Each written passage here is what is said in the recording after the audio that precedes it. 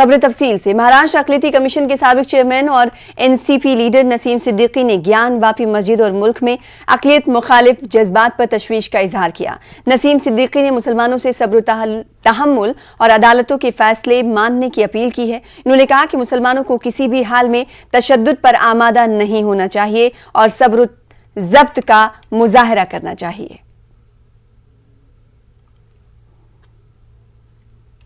इस मुल्क में बड़ी मुनज़्ज़म तरीक़े से आरएसएस और उसकी जो सियासी पार्टी है और उसकी जो ज़ैली तंजीमें हैं, बीजेपी है, वो पूरे मुल्क में एक नफ़रत का माहौल बनाना चाहती हैं, पैदा करना चाहती हैं।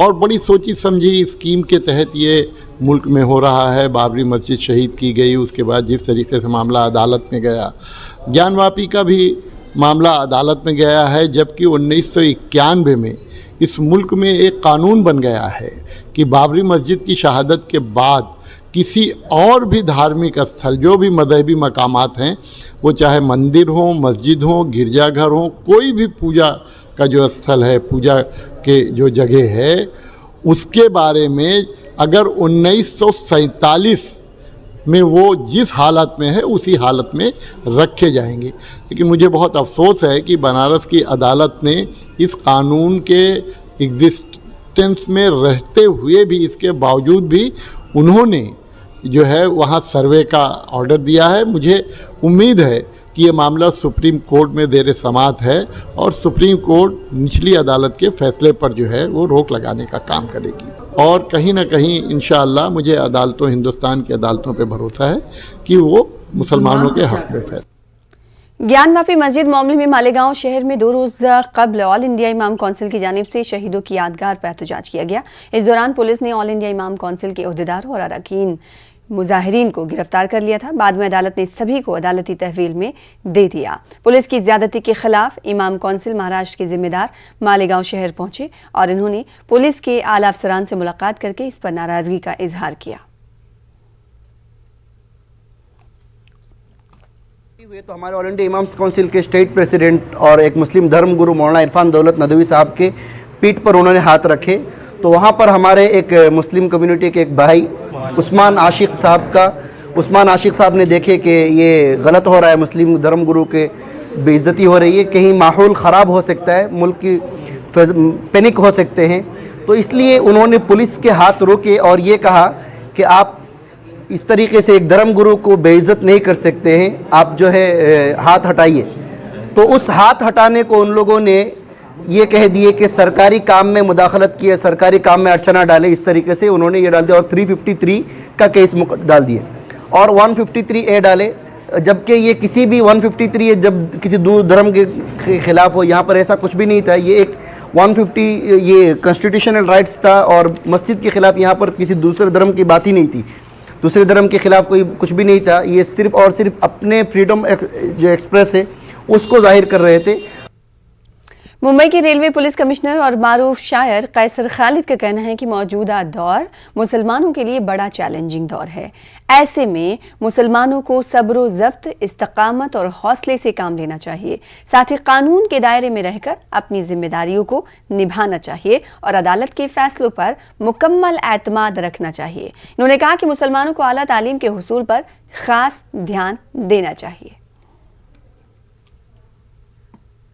तालीम, और ये आज से 150 साल पहले सर सैयद ने कहा था और आज भी ये बात उतनी ही सही है कि तालीम के सब आप ज़िंदगी में आगे बढ़ ही नहीं सकते, चीज़ों को समझ नहीं सकते, सही रवैया इख्तियार नहीं कर सकते। तो इसलिए तालीम बहुत ज़्यादा ज़रूरी है, असरी तालीम बहुत ज़्यादा ज़रूरी है।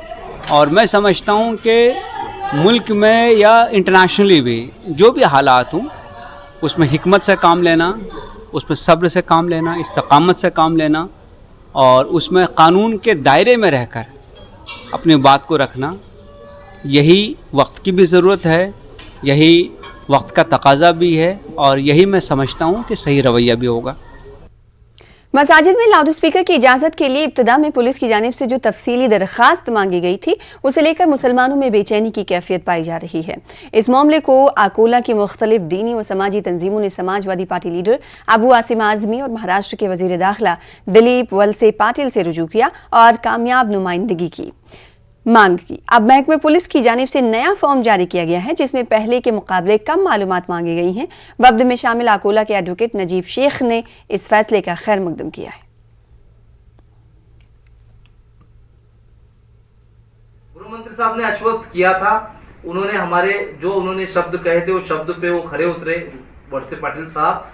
और कल एसपी साहब ने एक नया फॉर्म, सिंपल फॉर्म अकोला जिले के सभी पुलिस स्टेशन को जो है तो उन्होंने फॉरवर्ड किया है और वो बहुत सादा फॉर्म है।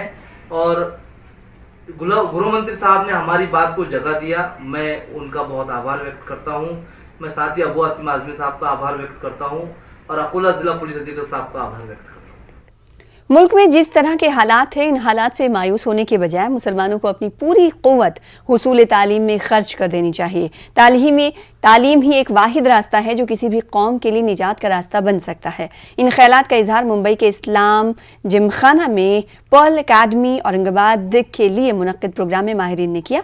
प्रोग्राम में पर्ल अकादमी और औरंगाबाद की तालीमी काविशों को भी पेश किया गया और अकादमी किस तरह जदीद तालीमी रुझानात को अपना कर दरसो के फराइज अंजाम दे रही है, इस पर भी रोशनी डाली गई।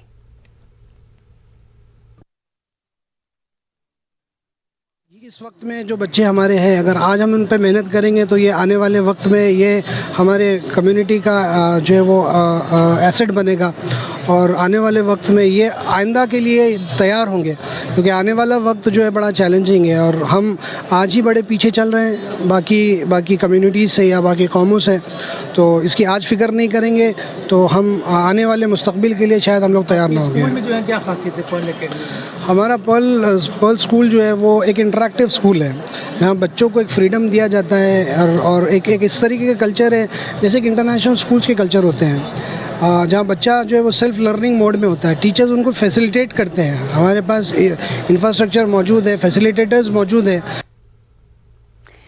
बढ़ती महंगाई को लेकर आवाम परेशान है। मुल्क भर में मुख्तलिफ सियासी जमातों की जानिब से बढ़ती महंगाई के खिलाफ एहतजाज और मरकजी हुकूमत की मजम्मत का सिलसिला भी जारी है। आज अमरावती में शिवसेना की जानिब से घरेलू गैस, डीजल, पेट्रोल की बढ़ती कीमतों और महंगाई के खिलाफ रैली निकाली गई। शहर के गुरला चौक से जिला कलेक्टर दफ्तर तक ये रैली निकाली गई। इस रैली में शिवसेना के आला ओहदेदारान और कारकुनान ने शिरकत की। इस मौके पर मुजाहिरीन ने मोदी हुकूमत के खिलाफ जमकर नारेबाजी की। साथ ही जिला कलेक्टर को एक मेमोरेंडम पेश किया जिसमें शिवसेना ने मोदी हुकूमत आने से पहले जो दिन थे यानी बुरे दिन थे उसे लौटाने की मांग की। शिवसेना ने कहा कि अगर ये बढ़ती महंगाई वाले दिन अच्छे हैं तो हमें हमारे बुरे दिन लौटा दिए जाएं।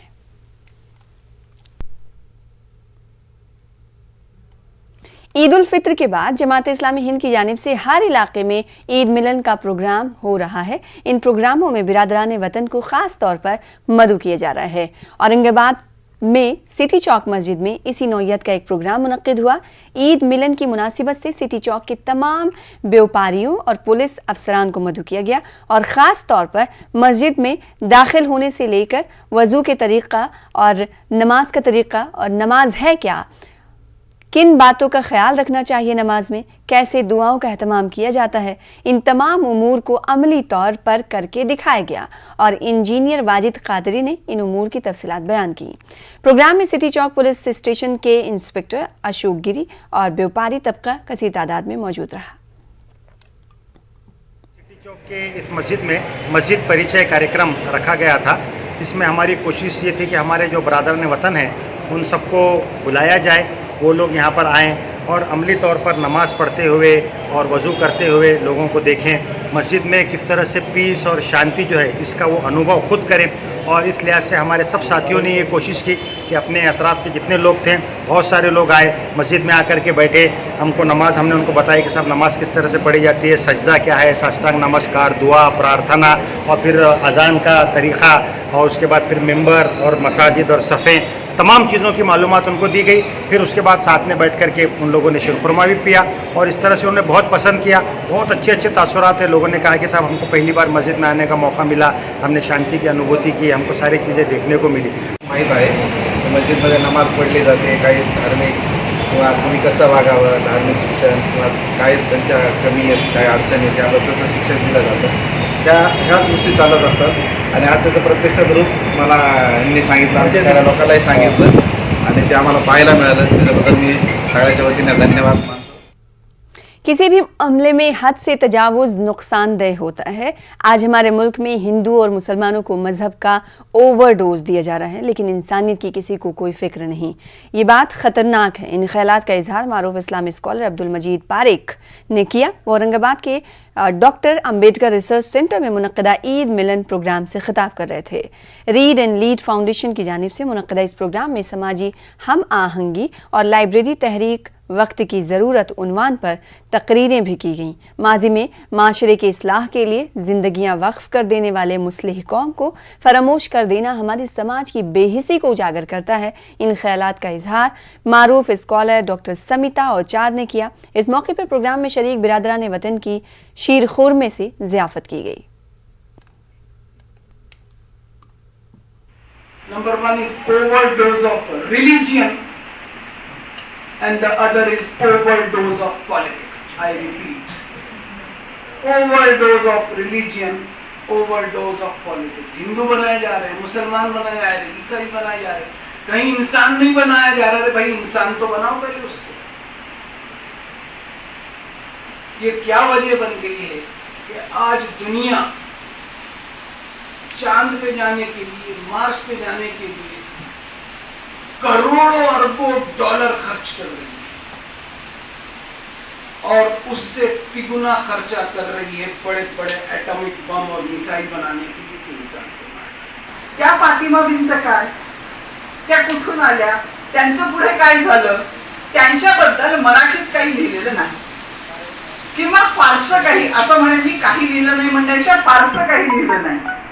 मला आता अशी म्हणजे भाषा न येण्याची खंत अशी आहे की मला जर उर्दू आलं असतं तर तत्कालीन भाषेमध्ये काही उर्दूत लिहिलं गेलं आहे का याचा मला शोध घेता आला असता। आज मला तो घेता येत नाही। 2 साल की पाबंदियों के बाद इमसाल हज उम्रा की मुकम्मल इजाज़त मिलने से सिर्फ ये कि वह आज़मीन हज में खुशी है, बल्कि इमसाल ठीक ठाक काम मिलने से इनकी खदमात अंजाम देने वाले और टूर एंड ट्रेवल्स वाले भी काफ़ी खुश नज़र आ रहे हैं।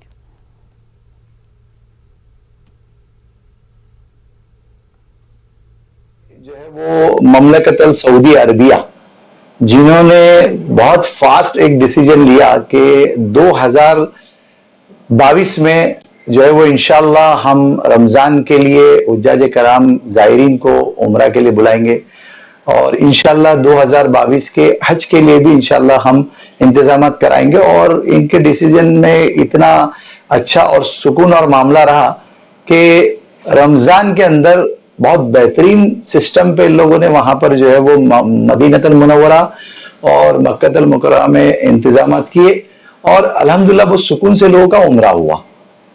अब इस साल 2022 के लिए भी उन लोगों ने जो है वो रमजान में ही जो है वो डिसीजन लेकर के ऑल ओवर वर्ल्ड से माशाल्लाह नियर अबाउट 8 लाख हुज्जाज कराम के लिए जो है परमिशन ग्रांट किया है और टोटल 10 लाख है, 2 लाख जो है वो उनके।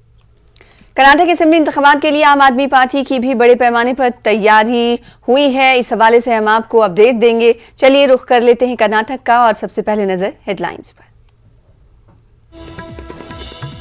कर्नाटक